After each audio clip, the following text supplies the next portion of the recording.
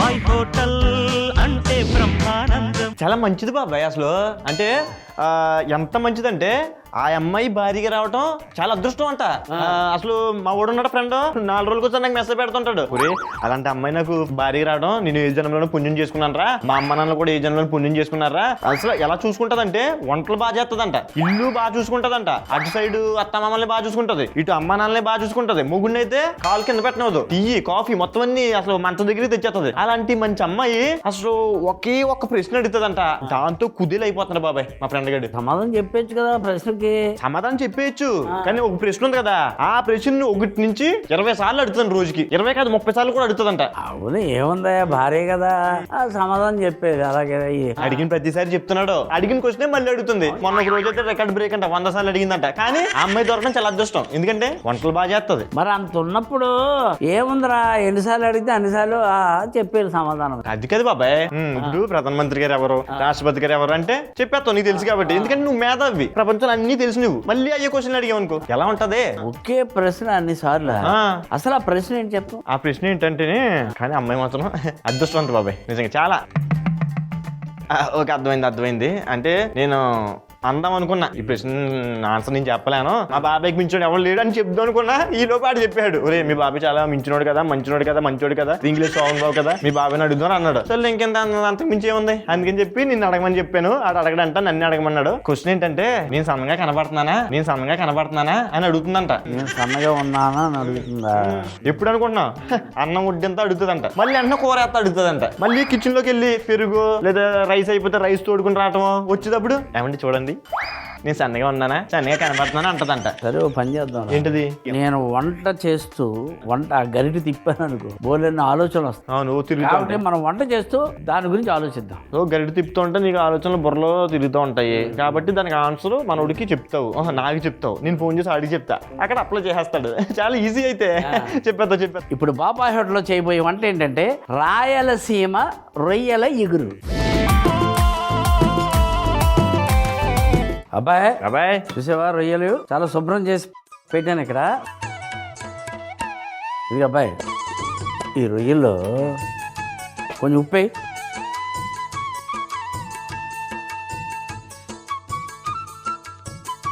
ఇది పసుపు వేస్తాను, తీసేది, జీలకర్ర పొడి, ధనియాల పొడి బాగా కలుపు,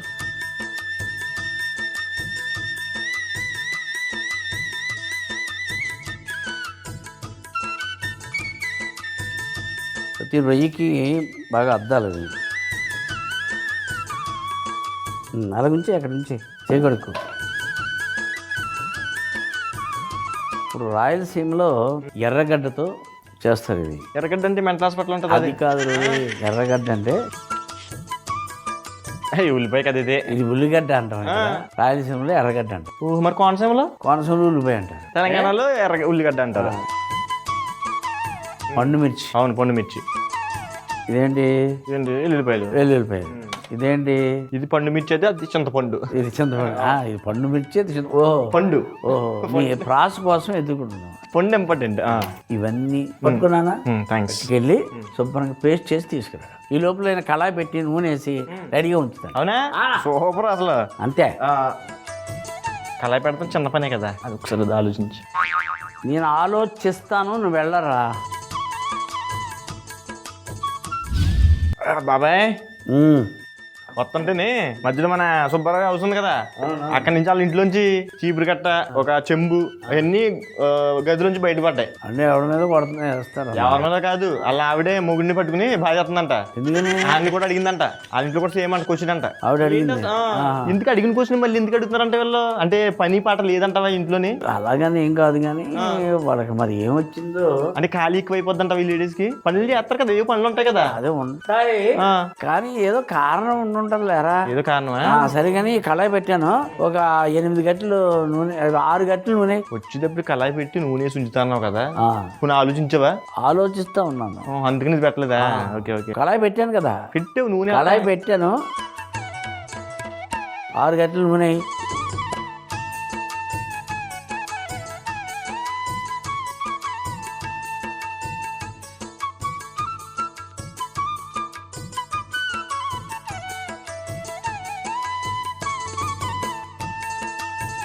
ఆవాలు వేస్తాను.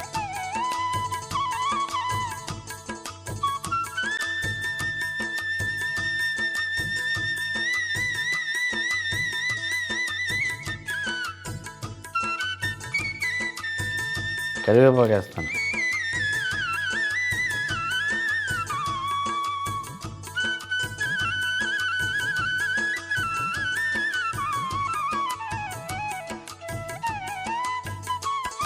నువ్వు తెచ్చిన పేస్ట్ వేస్తున్నాను.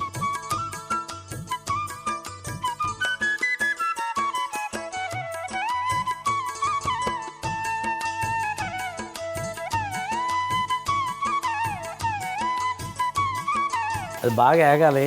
నూనె అంతా ఉంది చూసావా, అదంతా బయటకు వచ్చే వరకు బాగా మగ్గాలి. అది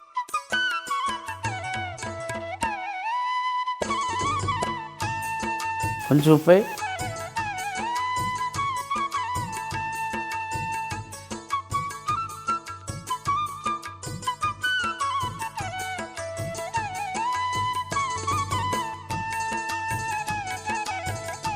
రెండు గంటలు ఉప్పు ఎందుకు వేసాం? పేస్ట్లో చింతపండు కూడా ఉంది కదా, పుల్లగా లేకుండా కాస్త ఉప్పుగా ఉండడానికి, రుచిగా ఉండడానికి. అంటే ఆ చింతపండు ఆ పుల్లదానాన్ని చంపేస్తుంది ఉప్పు.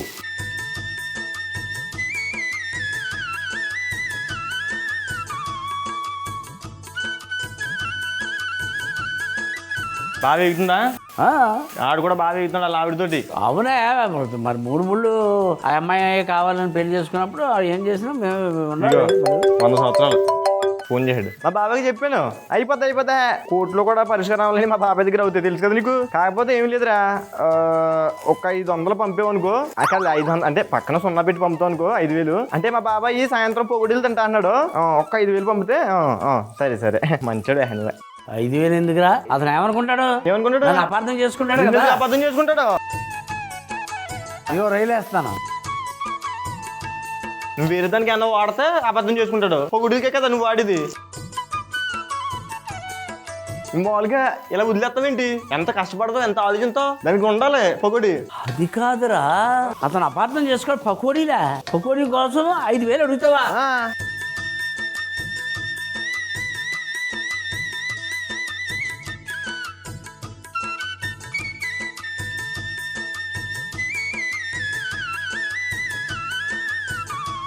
అబ్బాయి 5 నిమిషాలు అయింది. బాగా మగ్గుంటది. ఇగురు రొయ్యలు ఎలా తయారయ్యి చూద్దాం. చెప్తున్నా. సూపర్ అబ్బాయి. అయిపోయిందా? కదపనా సరే. బ్రహ్మాండంగా అయిపోయింది.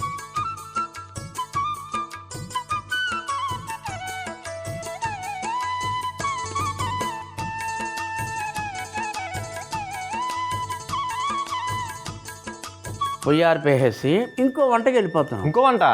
ఇప్పుడు 2 వంటకి వెళ్తున్నాం. వెళ్ళిపోతే ఇంకా మొత్తం గొడవ వదిలిపోతుంది కదా, అప్పుడు ఫినిషింగ్ వచ్చేస్తుంది. ఆడు గొడవ ఆడిదే ఫినిషింగ్ వచ్చేస్తుంది. ఓహో. ఇప్పుడు బాబాయ్ హోటల్లో చేయబోయే వంట ఏంటంటే మిరియాల పీతల వేపుడు. సామానం తీసుకో త్వరగా. పీతలు చూసావా? పీతలో బ్రహ్మాండంగానే మొదలలేవు. అబ్బాయి, నువ్వేం చేస్తావంటే ఆ ప్యాన్ తీసుకున్నావా? కొంచెం పొయ్యి వెలిగించు. వేడెక్కుతుంది కదా, ఈ లోపల మంట తగ్గించుకొద్దుగా. ఈ లోపల ఏం చేద్దామంటే అబ్బాయి, ఏం చేద్దాం? ఇందులో పసుపు, కొంచెం ఉప్పు. పీతలో వేపుడు కదా.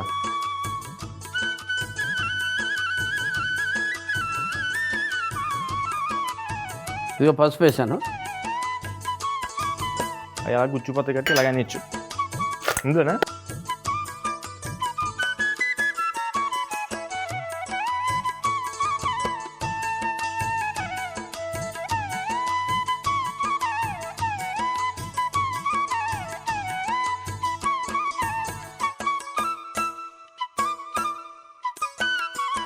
క్లీన్ చేసావు కదా నీట్గా? బ్రహ్మాండంగా క్లీన్ చేసాం. ఇప్పుడు విషయం ఏంటంటే కలిపేసావు కదా, ప్యాన్ వేడెక్కింది కదా,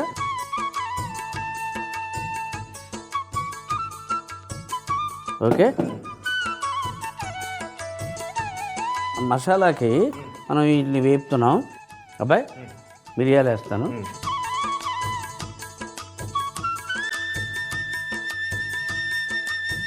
ధనియాలు,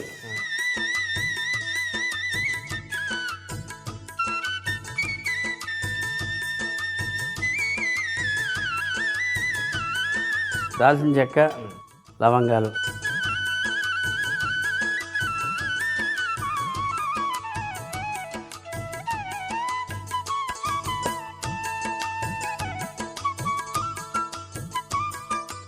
ఇందులో తీసి బట్టతోటన్నా తీసి లేకపోతే ఇలా ఉంచి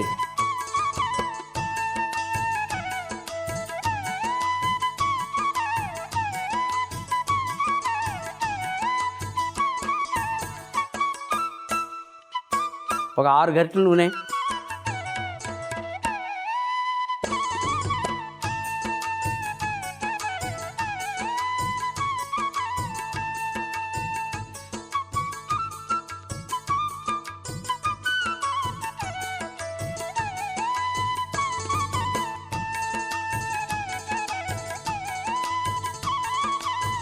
ఉప్పు, పసుపు కలిపిన ఇక పీతలు వేస్తాను.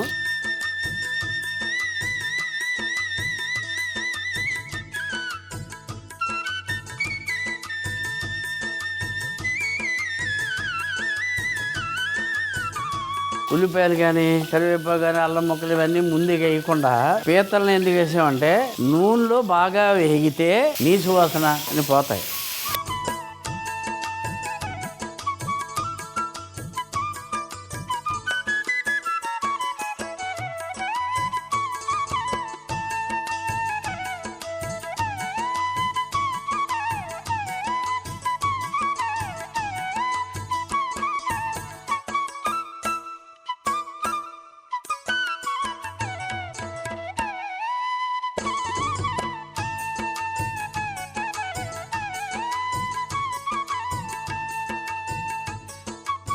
బాయ్ నేను సన్నపడ్డానా? నువ్వు ఉండడమే బగ్గా ఉంటావు, సన్నపడ్డానేంట్రా? సన్న గడబొంగలా ఉంటావు నువ్వు. ఆడిదంటుకు పోయింది జబ్బు. నీకు ఎంతసేపు చూసినా బయట వాళ్ళ గురించి ఆలోచన తప్ప మన ఇంటి గురించి, మన ఇంటి వాళ్ళ గురించి, మనం చేసే పని గురించి ఆలోచన లేదురా నీకు.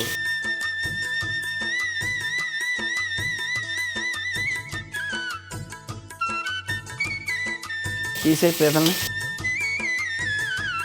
మంట చిన్న చేయి.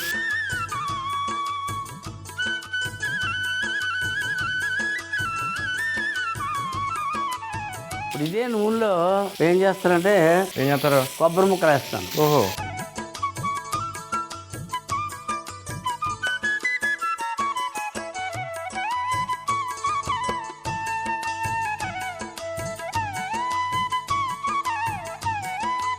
బ్రహ్మాండంగా పక్క పెట్టేసి చెప్తాను. వెల్లుల్లిపాయ ముక్కలు వేస్తాను.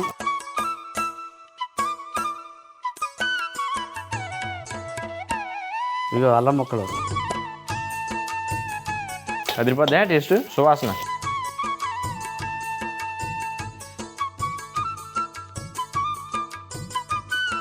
కరివేపాకు వేస్తాను.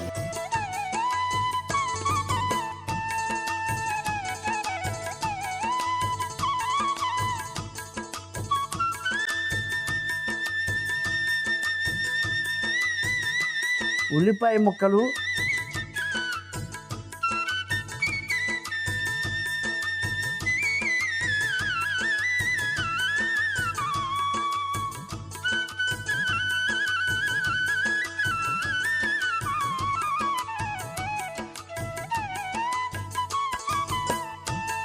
కొంచెం ఉప్పు, లోపల వీటి సంగతి నేను చూసుకుంటాను. నువ్వు వెళ్ళి పొడి చేసి తీసుకురా. ధనియాలు, జీలకర్ర, మిరియాలు. వెళ్ళి అబ్బాయి నేను చూసుకుంటాను. వెళ్ళిపోయాను. ఓకే, త్వరగా రా అబ్బాయి. దా దా వచ్చాను. దా దా దా దా. ఓకే, ఎక్కడ దాకా వచ్చింది ఇది? ఎక్కడ దాకా? పీతలు వేసి దాకా వచ్చింది.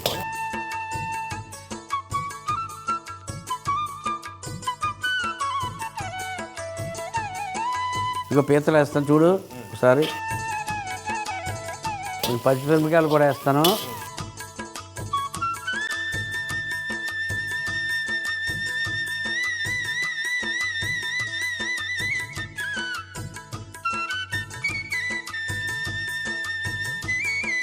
మెల్లగా కలుపు, అన్నింటికి బాగా కలవాలి.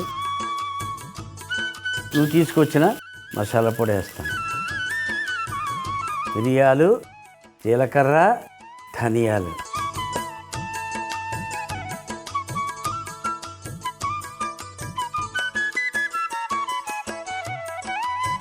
మిరియాల సువాసన వస్తుందా లేదా? బాగా బంగారులాగా. ఎందుకంటే మిరియాల పీతల వేపుడు కాబట్టి మిరియాల పొడి ఎక్కువ వేసాం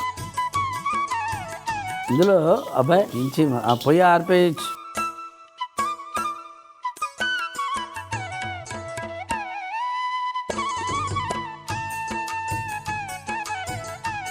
ఇప్పుడు కొంచెం కొత్తిమీర వేస్తాను.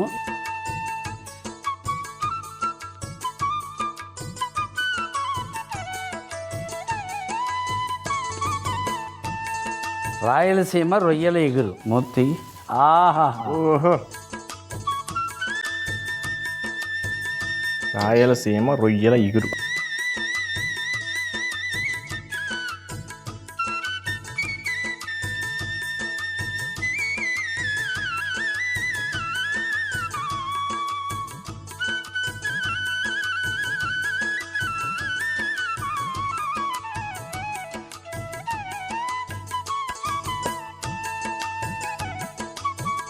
పైన కొత్తిమీర చల్లు.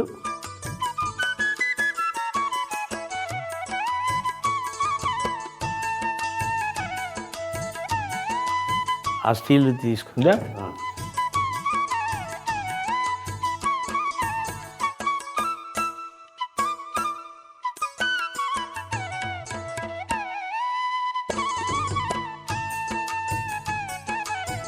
అబ్బాయి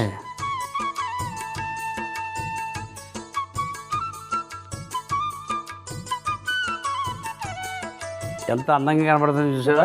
మరి 2 వంటలు సిద్ధం అయిపోయినాయి కాబట్టి ఆ నాటు ఘాటు అయినా ఆ రాయలసీమ రొయ్యల ఇగురు ఎలా తయారు చేసాం? రాయలసీమ రొయ్యల ఇగురు ఎలా తయారు చేసామంటే, ముందుగా రొయ్యల్లో ఉప్పు, పసుపు, జీలకర్ర పొడి, ధనియాల పొడి వేసి కలిపి పక్కన పెట్టుకోవాలి. ఇప్పుడు ఉల్లిపాయ, పండు మిర్చి, వెల్లుల్లి, చింతపండు వీటినన్నిటిని రుబ్బురోల్లో వేసి పేస్ట్ చేసుకోవాలి. కడాయిలో 6 గరిటెల నూనె వేసి ఆవాలు, కరివేపాకు, మనం చేసుకున్న పండు మిర్చి, వెల్లుల్లి పేస్ట్ వేసి బాగా వేయించి అందులోనే ఉప్పు, మనం కలిపి పెట్టుకున్న రొయ్యలు వేసి మూత పెట్టి ఒక 5 నుంచి 10 నిమిషాలు అలా ఉంచి ఒక గిన్నెలోకి తీసుకుని పైనుండి కొత్తిమీర చల్లుకుంటే రాయలసీమ రొయ్యల ఇగురు రెడీ.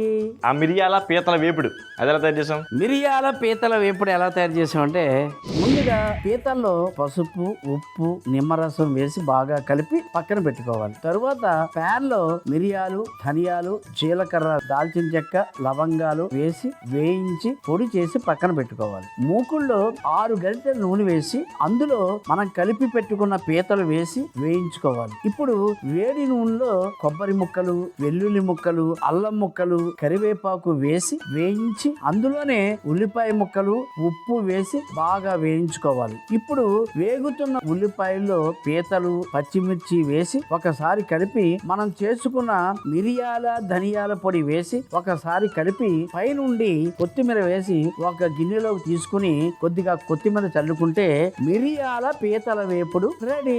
ఫస్ట్ రాయలసీమ రొయ్యలు విగిరేస్తానా నీకు? విగురు కాదు, అదేలే.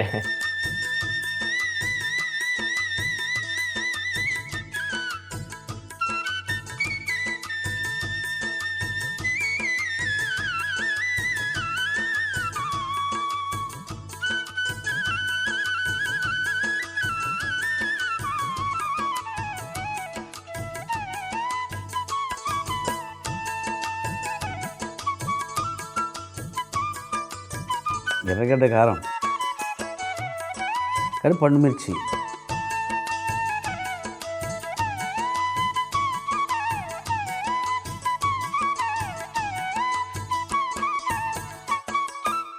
నేను చెప్పలేనబ్బా. చెప్పలేవా? అవి మరి చెప్పకపోతే అలాగే చెప్పాలి కదా. మరి ఇంత కష్టపడి చేసుకుని మనం నువ్వు చెప్పలేనంటే ఇబ్బంది కదా అది. ఇదిగో నువ్వు చూడు, నువ్వు చెప్పు.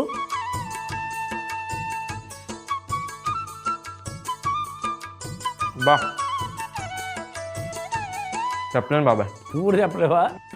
అంత అద్భుతంగా ఉంది అసలు.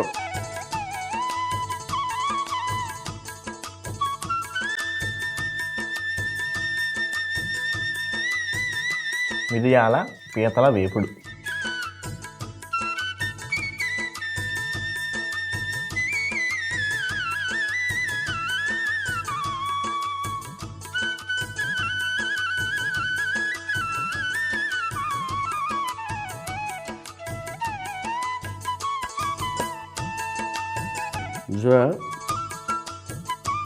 పీతల గుంజ అంటారు ఈ మిరియాల పీతల వేపుడు.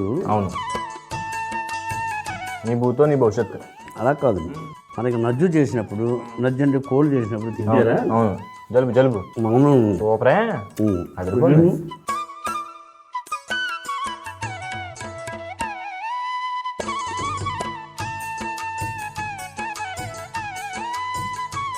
అదిరిపోయిందా సూపరు బాబాయ్. 2 వంటలు సూపరు. అదరగొట్టి బెదరగొట్టి చెదరగొట్టాం కదా, కొంచెం ఆ మ్యాటర్ కూడా కొంచెం సెటిల్ చేయొచ్చు కదా. రోజు ఆవిడ ఎన్నిసార్లు అడుగుతుంది అనుకున్నావు? 20-25 సార్లు ఒకటే క్వశ్చన్, అడిగిన క్వశ్చన్ ఆన్సర్ చెప్పినా సరే అడుగుతుందంట. నేను సన్నగా ఉన్నానా, నేను సన్నగా ఉన్నానని. ఈ రోజు మరీ అనమాట, గుడికి వెళ్ళిందంట, 108 ప్రశ్నలు చేసిందంట, 108 సార్లు అడిగిందంట. ఉండరా బాబు, ఇందాక నుంచి నేను ఫోన్ సైలెంట్ లో పెట్టావా? అదిగో గుర్రు అంటుంది. చూడు బాబాయ్, మరి పిన్ని నెంబర్ సేవ్ చేసుకోలేదేంటి? నెంబర్ వచ్చింది అదిగోరా. పిన్నేనా? ఓర్మి పిన్ని పిన్ని ఒళ్ళు కనపడలేదు. ఓకేలే. ఏంటి 10 మిస్ కాల్ ఇచ్చింది? 11 మాకు తెలుసు. హలో, ఏంటే నువ్వు సన్నగానే ఉన్నావే, చెప్తాను కదా. ఇదిగో ఎన్నిసార్లు అడుగుతావు? హోటల్కి బయలుదేరేటప్పుడు అడిగావు, నేను ఇంకో హోటల్కి చేరుకోలేదు, మధ్యలో అడిగావు, మళ్ళీ హోటల్కి చేరుకున్న తర్వాత అడిగావు, మళ్ళీ వంట మొదలుపెట్టాం అడిగావు, వంట అయిపోయింది మళ్ళీ అప్పుడు 11 సార్లు 12సారి చెప్పింది నువ్వు సన్నగానే ఉన్నావు. అరే వినపడదేంటే? నువ్వు సన్నగానే ఉన్నావు. వస్తాయ్, నువ్వు సన్నగానే ఉన్నావు. పెట్టే ఏదో అడుగుతున్నావు. లేదు బాబాయ్, కూర ఎలా ఉందని అడిగాను. నువ్వు తిను. అమ్మ ఖర్చులో ఉన్నాడు, సేమ్ ప్రాబ్లం అనుకుంటా. అమ్మ జర్రు ఉంటే చచ్చిపోతుంటా.